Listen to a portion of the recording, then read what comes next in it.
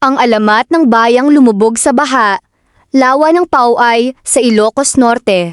Noong unang panahon, hindi isang lawa ang lawa ng Pauay kundi isang kalupaan. Maraming mga tao ang nakatira dito na mayayaman at maunlad.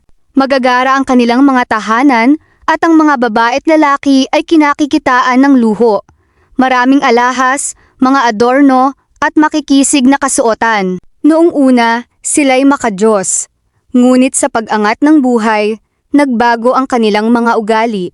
Nagkahilian sila, nagpayamanan, nagpataasan, naging mainggitin, palalo at maramot sa mga mahihirap.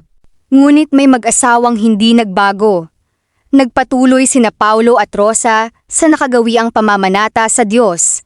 Nanatili silang mapagkumbaba at matulungin sa mga nangangailangan.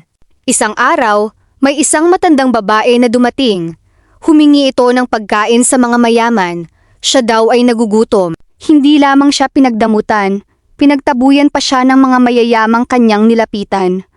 Sa bahay ni na Paulo at Rosa, siya nakaramdam ng ginhawa. Nang sumunod na araw, isang magarang lalaki ang napadako sa baryo. Sa bawat bahay niyang puntahan, siya'y pinatuloy at magiliw na tinanggap. Ang pagdating pala ng mga panauhin ay huling pagsubok sa ugali ng mga tao. Biglang kumulog ng malakas, kasabay ng nakasisilaw na kidlat. Bumuhos ang malakas na ulan. Tayo na sa itaas ng bundok, yaya ni na Paulo at Rosa sa mga kanayon. Baka bumaha. May ilang mga mahihirap na tao na nakinig sa kanila. Ang mga mayayaman ay nagpatuloy sa kanilang pagsasaya. Lumipas ang mga araw, mga linggo, tuloy pa rin ang ulan. Tumaas ng tumaas ang tubig dahil malalaki ang mga tahanan, hindi gaanong nabahala ang mga mayayaman. Dumaan ang ilan pang araw, mataas ng lalo ang tubig at nalaman ng mga tao na hindi na sila makaalis sa kanilang kinalalagyan. Naging lawa na ang puok.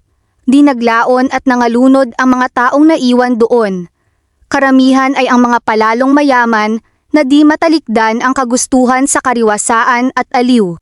Ang lawa na iyon ay tinawag na lawa ng Pauay, ang pinakamalaking lawa sa lalawigan ng Ilocos Norte. Ang tawag ng mga nakatira dito sa lawa ay Dakwel Adanum o malaking tubig.